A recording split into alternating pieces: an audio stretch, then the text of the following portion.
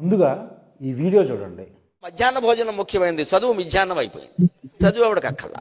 భోజనంలో గుడ్డెట్టారా, గడిది గుడ్డెట్టారా, అన్నం తినేవాడు కోడిగుడ్డు పెట్టడం ఏంటంటే బుద్ధి ఉందా లేదా? చదువుకోమని లేకపోతే వెళ్ళిపోమని చెప్పండి. కోడిగుడ్డు కోసం వస్తావు నువ్వు. ఈ గుడ్లు లెక్క రాయాలి మాస్టర్లు, వాళ్ళ కర్మ కాలిపోయి. చదువు చెప్పక్కల్లా. ఎన్ని గుడ్లు వెళ్ళాయి, ఎన్ని గుడ్లు మిగిలాయి, ఎన్ని గుడ్లు మధ్యలో పేలాయి, ఎన్ని గుడ్లు ఈ మాస్టర్ తినేసాడు. ఇంక వీడు చదువు ఎందుకు చెబుతాడండి? అసలు పిల్లలకి భోజనం పెట్టడం ఏంటంటే వాళ్ళ భోజనాలు వాళ్ళు తెచ్చుకోవలేదు, మానేమానండి.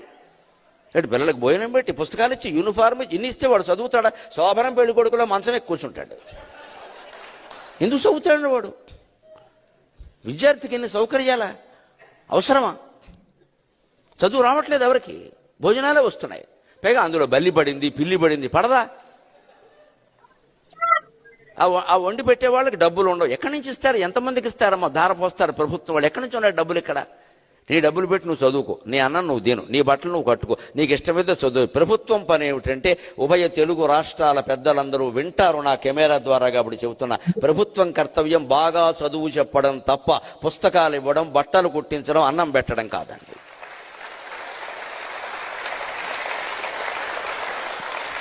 మేము ఖచ్చితంగా చదువు చెప్పిస్తాం, నీ జీవితానికి బాధ్యత వహిస్తాం. నీకు నమ్మకం ఉంటే రా, లేకపోతే వెళ్ళిపో. ఈ మాట అనే దమ్ము లేదు ఎవరికి. ఎందుకంటే అందరికీ మళ్ళీ ఎన్నికలు రావాలి, మళ్ళీ మనం రావాలి, మళ్ళీ మనం రావాలనే దరిద్రం వదిలిపోతే ఇవన్నీ ఉంటాయి. మళ్ళీ నువ్వే ఎందుకు రావాలి, ఇంకొకడు వస్తాడు, నీకు అనవసరం. గరికపాటి నరసింహారావు గారు అంటే మాకు చాలా గౌరవం. చాలా ప్రవచనకారుల కన్నా కొంచెం సెన్సిబుల్. చాలా సందర్భాల్లో మతాల్లో ఉన్న మూఢత్వాన్ని, గుడ్డి నమ్మకాలని మొహమాటం లేకుండా వ్యతిరేకిస్తారు. ఈ మూఢభక్తి ప్రపంచంలో ప్రవచనాల పేరుతో జనాలకి మతిలేని సలహాలు ఇచ్చే కాలంలో కాస్త తర్కబద్ధంగా ఆలోచించే వ్యక్తి. సంస్కృతంలో మంచి పట్టు, పురాణాలు, ఇతిహాసాలు, కథలు, చలోక్తులు, అబ్బా ఒక్కటేంటి, అన్నిటికీ మించి అష్టావధానం చేసిన తెలుగు భాషా పండితుడు. అదెంత కష్టమో, ఎంత మేధస్సు సాధన కావాలో మాకు తెలుసు. సోషల్ మీడియా ఉంది కదా అని బతుకు తెరువు కోసం కాషాయం కట్టేసి నోటికొచ్చిన మాటలు మాట్లాడి విద్వేషాలు పెంచే బ్యాచ్ కాదు ఈయన. శతావధానులైన దేవులపల్లి సోదర కవుల కాలంలో మనం పుట్టలేదు. కానీ ప్రస్తుత కాలంలో మాడుగుల నాగఫణి శర్మ గారు, గరికపాటి గారు లాంటి అవధానులు మన కాంటెంపరీ లెజెండ్స్. అందుకే వాళ్ళంటే మాకు చాలా గౌరవం. వారిలోని పాండిత్యానికి మనస్ఫూర్తిగా నమస్కరించాలనిపిస్తుంది. బట్ ఇలాంటి మాటలు ఆయన లాంటి వ్యక్తి నుండి వస్తాయని, మేము ఇలా ఆయన మీద వీడియో చేయాల్సిన పరిస్థితి వస్తుందని ఎప్పుడూ అనుకోలేదు. విత్ ఆల్ డ్యూ రెస్పెక్ట్, టాపిక్లోకి వెళ్దాం. 1960లలో అప్పటి తమిళనాడు ముఖ్యమంత్రి కామరాజ్ గారు ఒక విషయాన్ని గమనించాడు. రాష్ట్రంలో స్కూళ్ళు ఉన్నాయి, టీచర్లు ఉన్నారు, కానీ పిల్లలు రావడం లేదు. మొదట ఇది ఎడ్యుకేషనల్ సమస్య ఏమో అనుకున్నారు. కానీ దగ్గరగా చూసినప్పుడు అసలు కారణం వేరే ఉందని తెలిసింది. తల్లిదండ్రులకి పిల్లలను పోషించే సామర్థ్యం లేక వాళ్ళని కూడా తమతో పాటు పనికి తీసుకెళ్తున్నారు. అంటే చైల్డ్ లేబర్. పసి చేతులు మూటలు మోస్తున్నాయి, సిమెంట్ బొచ్చెలు మోస్తున్నాయి.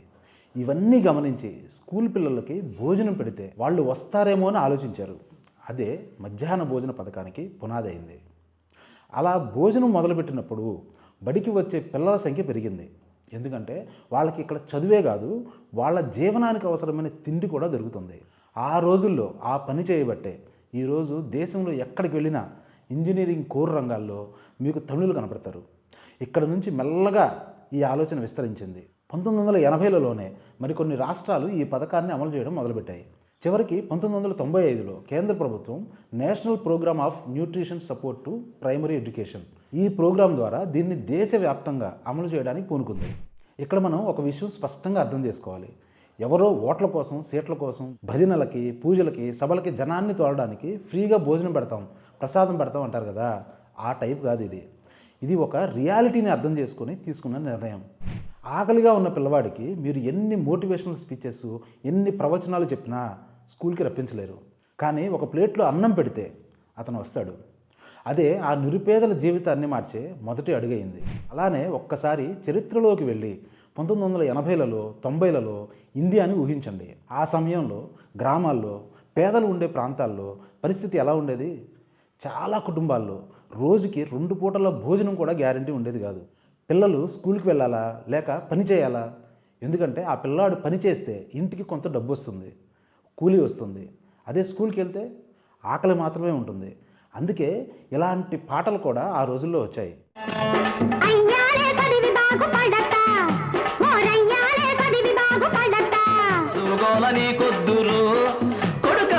బతుకు మన కొద్దురు. 1990ల ప్రారంభంలో ఇండియాలో ప్రైమరీ స్కూల్ డ్రాప్అవుట్స్ కొన్ని ప్రాంతాల్లో 40% వరకు ఉండేది. అంటే 10 మంది పిల్లల్లో 4 స్కూల్ పూర్తిగా మానేసేవాళ్ళు. ఎందుకు? చదువు కష్టమై కాదు, ఆకలి, పేదరికం, కుటుంబ పరిస్థితులు. National family health survey NFHS లాంటి రిపోర్ట్స్ చూస్తే ఆ సమయంలో పిల్లల్లో మాల్ న్యూట్రిషన్ చాలా ఎక్కువ, అండర్ వెయిట్ చిల్డ్రన్ శాతం చాలా ఎక్కువ, ఐరన్ డెఫిషియన్సీ, ఎనీమియా అనేవి సాధారణ సమస్యలు. అంటే పిల్లలు కేవలం చదవటం మానేస్తున్నారని కాదు, వాళ్ళ శరీరం కూడా సరిగ్గా అభివృద్ధి చెందడం లేదు. ఆకలి, స్కూల్ మానేయడం, విద్య లేకపోవడం, తద్వారా మంచి ఉద్యోగం లేకపోవడం, తద్వారా మళ్ళీ పేదరికం. ఇది ఒక సైకిల్ అన్నమాట. ఒక్కసారి ఇందులో పడితే బయటకు రావడం చాలా కష్టం. ఈ సైకిల్ని బ్రేక్ చేయడానికి ఏం చేయాలి? స్కూల్ పెంచితే సరిపోతుందా? టీచర్లు బాగా విద్య నేర్పిస్తే సరిపోతుందా? కాదు. ఎందుకంటే సమస్య ఎడ్యుకేషన్ సిస్టంలో కాదు, పేదల జీవితాల్లో ఉంది. మిడ్ డే మీల్ ఉన్న స్కూళ్ళల్లో ఎన్రోల్మెంట్ స్పష్టంగా పెరిగిందని అనేక స్టడీస్ చెప్తున్నాయి. వరల్డ్ బ్యాంకు, యునెస్కో లాంటి సంస్థలు కూడా ఇదే విషయాన్ని రిపీటెడ్గా చెప్పాయి. పిల్లలు స్కూల్కి రావడానికి ఒక ముఖ్యమైన కారణంగా ఈ భోజన పథకాన్ని గుర్తించాయి. కేవలం పిల్లలు రావడంతోనే ఆగలేదు, వాళ్ళ అటెండెన్స్ పెరిగింది. ఎందుకంటే ఆకలి అనే బేసిక్ సమస్య కొంతవరకు పరిష్కారమైంది. కానీ పిల్లాడికి ఉదయం నుంచి మధ్యాహ్నం వరకు ఏమీ తినకుండా కూర్చోవడం కంటే మధ్యలో ఒక భోజనం ఉంటే అతను క్లాస్లో ఉండగలడు, కాన్సన్ట్రేషన్ పెరుగుతుంది. ఇది సైకాలజీ కాదు, సింపుల్ బయాలజీ. పైగా మిడ్ డే మీల్ ద్వారా చాలా రాష్ట్రాల్లో పిల్లల్లో క్యాలరీస్ ఇంటేక్ పెరిగింది, ప్రోటీన్ ఇంటేక్ పెరిగింది. కొన్ని ప్రాంతాల్లో ఎనీమియా తగ్గినట్లు కూడా స్టడీస్ చూపిస్తున్నాయి. అంటే ఇది కేవలం స్కూల్ అటెండెన్స్ పెంచలేదు, పిల్లల శరీర అభివృద్ధిని కూడా ప్రభావితం చేసింది. ఒక పిల్లాడి మెదడు అభివృద్ధి చెందాలంటే అతనికి సరైన పోషకాహారం అవసరం. ఇది లేకపోతే ఎంత మంచి స్కూల్ పెట్టినా, ఎంత మంచి టీచర్ ఉన్నా పూర్తి స్థాయిలో నేర్చుకోలేడు. అంటే మిడ్ డే మీల్ ఇండైరెక్ట్గా లెర్నింగ్ అవుట్కమ్ మీద ప్రభావం చూపుతుంది. అంతేకాదు, ఇదే పిల్లలకి ఈ ఏజ్లో పోషకాలు ఇవ్వకపోతే వాళ్ళు తర్వాత రోగులుగా మారి హాస్పిటల్కే వస్తారు. వీళ్ళకి వైద్యం చేయడానికి చేయాల్సిన ఖర్చు పెరిగిపోతుంది. ఇది కూడా ప్రభుత్వాలకు భారమే కదా. డేటా ఇదంతా చెప్తుంటే ఈయనేమంటున్నాడు? భోజనంలో గుడ్డు పెడితే వాడు చదువుతాడా అంటున్నాడు. శోభనం పెళ్లి కొడుకులా అని ఏదేదో అంటున్నాడు. అసలు ఈ పదప్రయోగాలు అవసరమా? ఇంత ఆలోచన లేకుండా ఎలా మాట్లాడుతున్నాడు ఈయన అసలు? పిల్లలకి భోజనం పెట్టడం తల్లిదండ్రుల బాధ్యతే కదా అని కొంతమంది అంటుంటారు. ఈ వాదన కూడా మొదట విన్నప్పుడు చాలా న్యాయంగా అనిపిస్తుంది. ఎందుకంటే మనం సాధారణంగా చూసే ప్రపంచంలో మన చుట్టూ ఉన్న కుటుంబాల్లో తల్లిదండ్రులు పిల్లలకు భోజనం పెడతారు, చదివిస్తారు. కాబట్టి అదే అనుభవాన్ని మొత్తం దేశానికి అప్లై చేస్తాం. కానీ ఇది చాలా పెద్ద తప్పు. ఇక్కడే ఒక కీలకమైన అబ్జర్వేషన్ మనకు కనిపిస్తుంది. సమస్య తల్లిదండ్రులు బాధ్యత తీసుకోవడం లేదు కాదు, సమస్య తల్లిదండ్రులు ఆ బాధ్యత తీసుకునే పరిస్థితి లేదు. ఈ రెండింటి మధ్య తేడా చాలా పెద్దది. ఒకటి నిర్లక్ష్యం, మరొకటి నిస్సహాయత. ఇలాంటి వాదన ఇంకొకటి కూడా చేస్తారు. మనది పేద దేశం, ఇలా అందరికీ అన్నం పెట్టుకుంటూ పోతే ఇంకా పెద్దదైపోతుంది అనే ఇంకో ఆర్గ్యుమెంట్ కూడా వస్తుంది. కానీ దీనిలో నిజమెంత? మిగతా ప్రపంచం ఎలా ఉంది? అమెరికాలో నేషనల్ స్కూల్ లంచ్ ప్రోగ్రామ్ అనే పథకం 1946 నుంచే ఉంది. అక్కడ కోట్ల మంది పిల్లలు స్కూల్లో ఫ్రీ లేదా సబ్సిడైజ్డ్ భోజనం పొందుతున్నారు. ఇది చారిటీ కాదు, ఒక ఫెడరల్ పాలసీ. ఎందుకంటే వాళ్ళకు కూడా ఒక విషయం స్పష్టంగా తెలుసు, హంగ్రీ చైల్డ్ కాంట్ లెర్న్ అని. ఆకలిగా ఉన్న పిల్లవాడు సరిగ్గా చదవలేడు అని. బ్రెజిల్లో స్కూల్ ఫీడింగ్ ఒక కాన్స్టిట్యూషనల్ రైట్లా, రాజ్యాంగం ఇచ్చిన హక్కులా ట్రీట్ చేస్తారు. జపాన్లో ఆల్మోస్ట్ అన్ని స్కూళ్ళల్లో బ్యాలెన్స్డ్ మీల్ కంపల్సరీ. ఈకేలో కూడా డిసడ్వాంటేజ్డ్ పిల్లల కోసం ఫ్రీ స్కూల్ మీల్ ఉన్నాయి. అంటే దేశం రిచ్ అయినా పూర్ అయినా ఈ విషయం మాత్రం ఒకేలా ఉంది. పిల్లల పౌష్టికాహారం, విద్య ఇవి ప్రభుత్వం బాధ్యతగా తీసుకుంటున్నాయి. ఎందుకంటే ఇది ఒక ఇన్వెస్ట్మెంట్ లాంటిదని వాళ్ళకి క్లియర్గా అర్థమైంది. ప్రపంచంలో అభివృద్ధి చెందుతున్న దేశాలు కూడా ఇదే పని చేస్తున్నప్పుడు మనం దీన్ని భారం అని పిలవడం ఎంతవరకు లాజికల్? ఆ దేశాల జీడిపి, వాళ్ళ ఎడ్యుకేషన్ మీద పెడుతున్న ఖర్చు, అక్కడ పర్ క్యాపిటల్ లెక్కలు చూస్తే మనకి బుర్ర తిరుగుతుంది. మనం మన ఆదాయంలో, మన జీడిపిలో మనం విద్య మీద ఖర్చు పెడుతున్నది చాలా తక్కువ, పెసరంతా. దానిపైన కూడా వీళ్ళ చేదరింపులు. సాటి మనిషిగా కన్సిడర్ చేయడానికి కూడా సిగ్గు అనిపిస్తుంది ఇలాంటి వాళ్ళని. పోనీ ఈ పథకం మూలంగా మన దేశ ఖజానా ఏమన్నా ఖాళీ అవుతుందా? కేంద్ర ప్రభుత్వ డేటా ప్రకారం ఒక పిల్లవాడికి రోజుకి సుమారు 8 నుంచి 10 రూపాయలు ఖర్చు అవుతుంది. ఇది మన దేశానికి నిజంగా భారం అవుతుందా? మనం ఒక టీ తాగితే, ఒక బిస్కెట్ ప్యాకెట్ కొంటే అంతకంటే ఎక్కువ ఖర్చు చేస్తాం. కానీ అదే డబ్బుతో ఒక పిల్లాడు స్కూల్కి వస్తే, వాడికి ఆకలి తీరితే, చదువు కొనసాగిస్తే దాన్ని భారం అని పిలవడం సరైన లాజిక్ అవుతుందా? ఏదైనా ఖర్చు చేసినప్పుడు దానివల్ల లాభం కంటే నష్టం ఎక్కువగా ఉంటే అప్పుడు దాన్ని భారం అంటాం.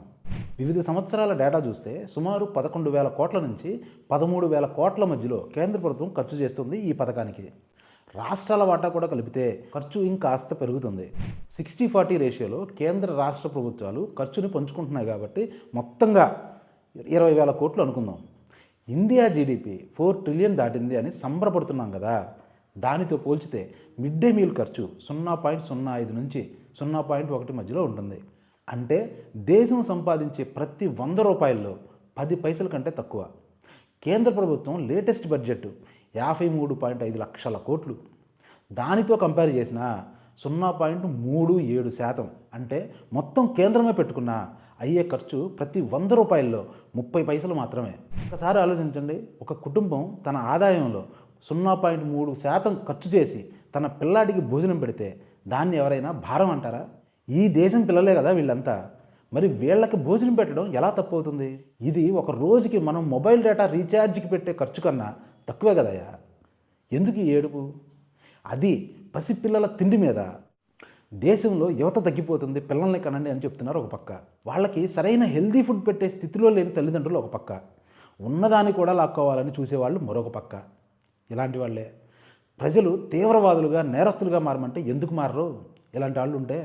ఇలాంటి అశుద్ధ అబద్ధ ప్రవచనాలు విన్నప్పుడు సింపుల్గా నిజమేగా అనిపిస్తుంది. ప్రభుత్వం ఎందుకు భోజనం పెట్టాలి, తల్లిదండ్రుల బాధ్యత కాదా అని వినడానికి ఒక లాజిక్ లాగా అనిపిస్తుంది. కానీ ఇందాక చెప్పినట్టు మనం ఎప్పుడైనా ఆగి ఆలోచించామా? దేశంలో ఉన్న ప్రతి తల్లిదండ్రి ఒకే స్థితిలో ఉన్నారా? అందరికీ సమానంగా ఆదాయం ఉందా? అందరికీ రోజు 3 పూటల భోజనం పెట్టే సామర్థ్యం ఉందా? ఇక్కడే రియాలిటీ మొదలవుతుంది. మనం ఒక ఐడియల్ ప్రపంచాన్ని ఊహించుకొని మాట్లాడుకుంటున్నాం, కానీ దేశం నిజంగా అలా లేదు. ఈ దేశంలో ఇంకా కోట్ల మంది కుటుంబాలు రేపటికి తిండి, పని దొరుకుతుందో లేదో తెలియని పరిస్థితుల్లోనే ఉన్నాయి. ఈ పరిస్థితుల్లో వాళ్ళ పిల్లల చదువు, స్కూల్కి పంపడం, వాళ్ళ భవిష్యత్తు గురించి ఆలోచించడం లాంటివి పేదరికంలో, ఆకలిలో ఉన్నప్పుడు వాళ్ళకి ప్రాధాన్యం అవుతుందా? ఒకసారి ఆలోచించాలి కదా మనం అంతా. మన రాజ్యాంగంలో ఆర్టికల్ 21 జీవించే హక్కుని ప్రామిస్ చేస్తుంది. అంటే ప్రతి ఒక్కరికి జీవించే హక్కు ఉందన్నమాట. సుప్రీంకోర్టు ఇంకా క్లియర్గా జీవించే హక్కు అంటే కేవలం బ్రతకడం కాదు, గౌరవప్రదంగా బతకడం అని కూడా చెప్పింది. మరి ఆకలితో ఒక పిల్లవాడు స్కూల్లో ఉంటే అది గౌరవప్రదమైన జీవితం అవుతుందా? 2002లో చేసిన 86వ రాజ్యాంగ సవరణలో free and compulsory education a fundamental right for all children aged 6 to 14 years అని చేర్చారు. ఆర్టికల్ 47లో directive principles of state policy అని ఒకటి ఉంటుంది. అందులో state duty to improve nutrition and public health అంటే ప్రజల పోషకాహారం, ఆరోగ్యం మెరుగుపరచడం ప్రభుత్వం బాధ్యత అని క్లియర్గా ఉంది. అంటే కేవలం పిల్లల ఆకలి తీర్చడమే కాదు, వాళ్ళకి సరైన పోషకాహారం ఇవ్వడం కూడా ప్రభుత్వాల బాధ్యత. అందుకే ఒక చిన్న గుడ్డు, ఒక చిన్న చిక్కీ లాంటి అత్యంత తక్కువ ఖర్చులో దొరికే పోషకాలను వాళ్ళకి ఇస్తున్నారు. ప్రభుత్వాలకి రాజ్యాంగం ప్రకారం ఉన్న ఈ బాధ్యతల మూలంగానే మిడ్ డే మీల్ పథకం కూడా వచ్చింది. ఇది చారిటీ కాదు, ఒక సింపతి కూడా కాదు, ఇది ఒక క్యాలిక్యులేషన్, ఒక చిన్న ఇన్సెంటివ్ పెట్టి ఒక పెద్ద సమస్యని పరిష్కరించే ప్రయత్నం. ఈ పథకాన్ని విమర్శిస్తున్న వ్యక్తి ఒక సాధారణ వ్యక్తి కాదు. అతను పురాణాల్లో గట్టి పట్టున్నవారు, అష్టావధాని, ధర్మం గురించి మాట్లాడే వ్యక్తి. కాబట్టి అదే కోణంలో ఒకసారి ఈ విషయాన్ని చూద్దాం. భారతీయ సంస్కృతిలో అన్నంకి ఒక ప్రత్యేకమైన స్థానం ఉంది. అన్నదానం మహాదానం అనే మాట మనం చిన్నప్పటి నుంచి వింటూనే ఉన్నాం. ఎందుకంటే అన్నం అంటే కేవలం తిండి కాదు, అది జీవనాధారం. మహాభారతంలో, పురాణాల్లో చాలా చోట్ల ఇదే భావన రిపీట్ అవుతుంది. అతిథి వచ్చాడు అంటే ముందు ఆహారం పెట్టాలి. అతను ఎవరో అడగకముందే, అతని స్థాయి చూడకముందే, అతని మతం, కులం ఏమిటో తెలుసుకోకముందే ముందు భోజనం పెట్టాలి. ఏదైనా మసీదులో, చర్చిలో ప్రతిరోజు భోజనం పెడతారో లేదో తెలియదు, కానీ ప్రతిరోజు అన్నదానం చేసే గుళ్ళు చాలా చూసాం. కాశీనాయని ఆశ్రమాల లాంటి వాటిల్లో అయితే ప్రతిరోజు నిత్యాన్నదానం ఎక్కడెక్కడో కొండల్లో, గుహల్లో పెడుతూనే ఉంటారు. అలాంటి సంస్కృతి మంది. ఎందుకంటే ఆకలి ముందు అన్ని భేదాలు చిన్నవే. వ్యక్తిగతంగా ఒకరు ఆకలితో ఉన్నవారికి భోజనం పెడితే అది పుణ్యం అని భావిస్తారు. కానీ అదే పని ఒక ప్రభుత్వం చేస్తే అది భారం ఎలా అవుతుంది? పని అదే కదా, ఆకలి తీర్చడం. మారింది ఏంటి? పద్ధతి మాత్రమే. వ్యక్తిగత స్థాయిలో చేయలేని పనిని సమాజం అంతా కలిసి ప్రభుత్వం ద్వారా చేస్తోంది ఇది. అంతే. ఇంకా లోతుగా ఆలోచిస్తే మన సాంప్రదాయం ఒక విషయం స్పష్టంగా చెప్తుంది. అదే సమదృష్టి. విద్యా వినయ సంపన్నే బ్రాహ్మణేనే గవి హస్తిని సునిచైవ స్వపాకే చ పండిత సమదర్శన అంటారు. జ్ఞానులు బ్రాహ్మణుడిలోనైనా, గేదెలోనైనా, ఏనుగులోనైనా, కుక్కలోనైనా, ఆఖరికి చీమలో అయినా అందరిలో ఒకే ఆత్మ ఉందని చెప్పే తత్వం. పేద పిల్లాడా, ధని పిల్లాడా అని చెప్పి భేదం చూడదు. సమాజంలో బలహీనుండి కాపాడడం ధర్మం. ఒక పిల్లవాడు ఏ కుటుంబం పుట్టాలో అతని చేతిలో లేదు. ఒకవేళ అతను పేద కుటుంబంలో పుట్టుంటే అతనికి ఆహారం దొరకకూడదా? అతని భవిష్యత్తు అక్కడే ఆగిపోవాలా? ఇంకో పాయింట్ చూద్దాం. అత్యంత వివక్షతో కూడిన మనుస్మృతిలో కూడా బాల వృద్ధ దరిద్రాణం సంరక్షణ ధర్మ రాజ్ఞ. పిల్లలు, వృద్ధులు, పేదవారిని కాపాడడం రాజు ధర్మం. పిల్లల్ని కాపాడడం రాజధర్మం అయితే వాళ్ళకు భోజనం ఇవ్వడం దానిలో భాగం కాదా? ఇక్కడే అసలైన విరుద్ధ భావనలు బయటపడుతున్నాయి. ఒకవైపు ధర్మం పేరుతో అన్నదానం గొప్పదని చెప్తాం, మరోవైపు అదే పనిని సిస్టమ్ స్థాయిలో చేస్తే దాన్ని తప్పు అంటాం. మనం మాటలు ఒకలా, ఆచరణ ఇంకోలా లేదా? ఇదేనా ఈయన బోధించే ధర్మం? ఇప్పుడు చాలామంది డిమాండ్ చేస్తున్నట్లు ఒకవేళ నిజంగా దేశంలో పరిపాలన అంతా హిందూ మత గ్రంథాల ఆధారంగా, అంటే ఇప్పుడు ఇరాన్లో షరియా లా ప్రకారం ఎలా అయితే పరిపాలిస్తున్నారో అలాగే చేస్తే ఎలాగే కదా వాళ్ళు పథకాలు రూపొందించేది. ఇలాంటి వాళ్ళు కూర్చొని పరిపాలన సాగిస్తే వాళ్ళ ఈగోలని సాటిస్ఫై చేసుకోవడానికి ఎంత దాకా అయినా వెళ్తే దేశం పరిస్థితి ఏంటి? పైగా ప్రజలు అప్పటికే వీళ్ళని ఏమీ అనలేని స్థితిలో మునిగిపోతే, వాళ్ళు చెప్పిందే వేదం అని భావిస్తే ఆ ప్రభావం ఎలా ఉంటుందో ఒక్కసారి ఆలోచించండి. ఇప్పటికే మన నాయకులు డ్రగ్స్ తీసుకుని దొరికినా, హత్యలు చేసినా వాళ్ళకి ఫ్లెక్సీలు కట్టి స్వాగతాలు చెప్తున్నారు. ఇక ఆ భక్తి, ఇటు ఈ భక్తి రెండూ తోడైతే మన బతుకులు అస్సామే. ఏమంటారు? అందరికీ ఒకే యూనిఫామ్ పెట్టడం వెనక ఉద్దేశం ఇంతటి ఆర్థిక అసమానతలు ఉన్న దేశంలో ఏ పిల్లవాడు నామోచీగా ఫీల్ అవ్వకూడదు అనే. అది కూడా కొనుక్కోలేని నిరుపేదవాడికి యూనిఫామ్ ఇవ్వడం, పుస్తకాలు ఇవ్వడం, అందరి మధ్య గౌరవంగా సమానంగా చదువుకునే హక్కు ఇవ్వడం కాదా ఇది? మీకు ఈ సమానత్వ భావన నచ్చట్లేదో, లేక పేదరికం యొక్క మూలాలు ఏంటో తెలియటం లేదో అర్థం కావట్లేదు. ఎందుకంటే మీరు మీ మాటల్లో అన్నిటినీ విమర్శించారు. మీరు ప్రవచనాలు చెప్తున్నప్పుడు చిరంజీవి గారి లాంటి పెద్ద యాక్టర్ వస్తే అక్కడున్న జనాలు సెల్ఫీ కోసం ఎగపడ్డారని, తమరి గౌరవానికి భంగం కలిగిందని అవాకులు చవాకులు పేలిన మీకు ఒక పేద పిల్లవాడి ఆకలి తీర్చడం, వాళ్ళ గౌరవాన్ని కాపాడడం అని అర్థం కాకపోవడం చాలా బాధపడాల్సిన విషయం. మీరు చెప్తారు కదా ఏం తినాలో, ఎలా తినాలో. బ్రాహ్మణులు అంటే భోజనం అంటారు అనేసి ఆ భోజనం మాత్రం ఎంతమందికి తెలుసు అంటే తినడం ఎలా తినాలో తెలుసా? మొహమాటం లేకుండా చూద్దాం. ముద్దపప్పు వేసుకుంటే ఆవకాయ నంచుకోవాలి. కలగలు పప్పు, మామిడికాయ పప్పు, దోసకాయ పప్పు లాంటివి వేసుకుంటే చల్లమిరపకాయలు నంచుకోవాలి. కూర వేసుకుంటే పనసపొట్టు కూర సహా, వంకాయ కూర సహా ఏదైనా సరే అందులో గుమ్మిడిగా నంచుకోవాలి. మళ్ళీ పచ్చడి వేసుకుంటే, గోంగూర పచ్చడి వేసుకుంటే ఎవరన్నా చూస్తుంటే పచ్చిమిరపకాయలు నంచుకోవాలి. ఎవరు చూడకపోతే పచ్చి ఉల్లిపాయలు నంచుకోవాలి. మనలో మన మాట ఎవరికి చెప్పకండి. ఆవకాయ వేసుకుంటే వెన్నపూస నంచుకోవాలి. పులుసు వేసుకుంటే అప్పడాలు నంచుకోవాలి. ముక్కల పులుసులో ముక్కలతో పాటుగా అప్పడాలు కూడా నంచుకోవాలి. మళ్ళీ మజ్జిగలోకి ఈ ఆవకాయ బాబుతో తిన్న పిచ్చి అట్టి పెట్టుకుని అది మజ్జిగలో నంచుకోవాలి. మొత్తం మీద నంచుకుందుకు 4 ఎకరాలు, అసలు వాటికి 6 ఎకరాలు అమ్మేయాలి. జీవితం అర్థమైంది. ఏం తక్కువ విషయం అండి? తినడానికే ఇంత నైపుణ్యం ఉంటే వండడానికి ఎంత ఉంటుంది? అంటే బ్రాహ్మణో భోజన ప్రియ అన్న మాకు ఏమీ ఇబ్బంది లేదు, అది మాకు యోగ్యతా పత్రం. ఇవన్నీ కొనుక్కొని తినే స్థితిలో వీళ్ళు లేక, అవన్నీ పెట్టే స్థితిలో కూడా ప్రభుత్వం లేక, ప్రజలకి చేసిన ప్రామిస్ని నిలబెట్టుకోవడానికి ఒక తక్కువ ఖర్చు అయ్యే గుడ్డుని పెడుతున్నారు. దానిపైన కూడా పడి ఆడవడం ఏదైతే ఉందో దాన్ని దుర్మార్గం అనడం కూడా చిన్న మాటే అవుతుంది. అవధాని గారు, మీ పరిజ్ఞానంతో ఒక కొత్త పదం ఏదైనా కనిపెట్టండి, దాన్నే వాడతాం. ఒక దేశం అభివృద్ధి చెందాలంటే కేవలం రోడ్లు, బిల్డింగ్లు, ఇన్ఫ్రాస్ట్రక్చర్ సరిపోదు. ఆ దేశంలోని ప్రజల సామర్థ్యం పెరగాలి. దాన్ని ఎకనమిస్టులు హ్యూమన్ క్యాపిటల్ అంటారు. ఒక ఎడ్యుకేటెడ్, హెల్తీ పాపులేషన్ లేకుండా సస్టైనబుల్ డెవలప్మెంట్ అసాధ్యం. గురజాడ గారు ఎప్పుడో చెప్పారు, దేశం అంటే మట్టి కాదోయ్, దేశం అంటే మనుషులోయ్, సొంత లాభం కొంత మానుకో, పొరుగు వారికి తోడుపడవోయ్ అని. ఇన్నేళ్ళు అయింది, ఏమి నేర్చుకున్నాం మనం? ఇదా? ఛీ! ఇప్పుడు సపోజ్ ఈ పిల్లలకి ఫుడ్ పెట్టకుండా 10 రూపాయలు సేవ్ చేశామని అనుకుందాం. దానివల్ల ఒక పిల్లాడు చదువు మానేస్తే భవిష్యత్తు అతను సంపాదించగలిగే ఆదాయం దేశానికి తగ్గుతుంది కదా. అతని ఆరోగ్యం బలహీనంగా ఉంటుంది. అతని పిల్లలపై కూడా ఆ ప్రభావం ఉండొచ్చు. అంటే ఒక చిన్న సేవింగ్ ఒక పెద్ద నష్టానికి దారితీస్తుంది. ఓ రకంగా చూస్తే ఇది ఇన్సూరెన్స్ లాంటిదన్నమాట. మనం ఇన్సూరెన్స్కి డబ్బు ఇస్తాం, వెంటనే ఏ లాభం కనిపించదు, కానీ ఒక పెద్ద నష్టం వచ్చినప్పుడు అది మనల్ని కాపాడుతుంది. మిడ్ డే మీల్ కూడా అలాగే. ఇది ఇమ్మీడియట్ ప్రాఫిట్ కోసం కాదు, లాంగ్ టర్మ్ డ్యామేజ్ నుండి దేశాన్ని కాపాడడానికి. కాబట్టి ఈ పథకాన్ని మరో ఆలోచన లేకుండా కొనసాగించాల్సిందే ఈ పరిస్థితులు మారేంత వరకు. ఈ మొత్తం వీడియోలో అన్నిటికన్నా బాధించే అంశం ఏంటంటే, ఈయన ఈ మాటలు అనగానే అక్కడున్న జనం అంతా పెద్దగా చప్పట్లు కొట్టారు చూడండి. అది ఒక్కరన్నా లేచి ఇది తప్పు అని చెప్పలేకపోయారు. ఒక మనిషిని, మన తర్కాన్ని, మన విచక్షణని పక్కన పెట్టి గుడ్డిగా ఫాలో అవడం మొదలు పెడితే మనల్ని ఏ స్థాయికి దిగజారుస్తారో ఆ ఆడిటోరియం ఉన్న మనుషులే ఉదాహరణ. ఇలాంటి వాటికి హాలు దద్దరిల్లేలా చప్పట్లు కొట్టారంటే ఈయన ఒక్కడే కాదు, ఇలాంటి వారు వేలల్లో ఉన్నారని తలుచుకుంటేనే భయం వేస్తుంది. ఈవెన్ డ్రగ్ అడిక్షన్ అయినా ట్రీట్ చేయొచ్చు, కానీ వీళ్ళకి ట్రీట్మెంట్ ఏముంది? గ్రౌండ్ లెవెల్లో ప్రజలు ఎలా ఉన్నారో, దేశంలో పేదరికం ఎలా ఉందో, పరిస్థితులు ఎలా ఉన్నాయో వాళ్ళకి అవగాహన లేదనే మా ఉద్దేశం. అందుకే ఇలా చప్పట్లు కొట్టి ఉండొచ్చు. పనిలో పనిగా ఈయన మాటల్లే 2 తెలుగు రాష్ట్రాల ప్రభుత్వాలు వింటాయని చెప్పి ఒక మాట వదిలాడు. అలా వినడానికి మనం ఉన్నది రాజరికమా? ఈయనేమన్నా రాజగురువా? ఎంత తెగింపు ఇది! ప్రభుత్వాలు ఓట్లేసి గెలిపించిన ప్రజల మాట వినాలా, లేక ఎలాంటి వాళ్ళ మాటలు వినాలా? మేము ప్రభుత్వాలకి ఈ వీడియో ద్వారా విజ్ఞప్తి చేస్తున్నాం.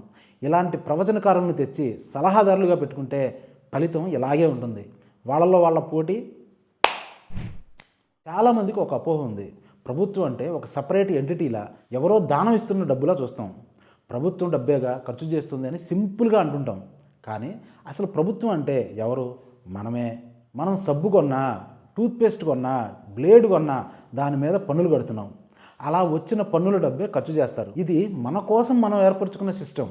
మరి ఆ డబ్బు ఎక్కడ ఖర్చు కావాలి? కేవలం రోడ్లు, భవనాలు, ప్రాజెక్టుల మీద ఇలా, లేక మనుషుల మీద?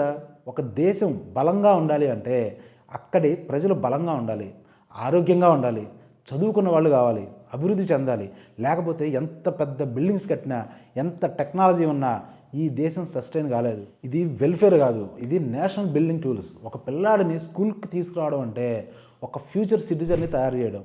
ఇక ఆయన చెప్పిన అంశాల్లో టీచర్స్ విషయం ఒకటి.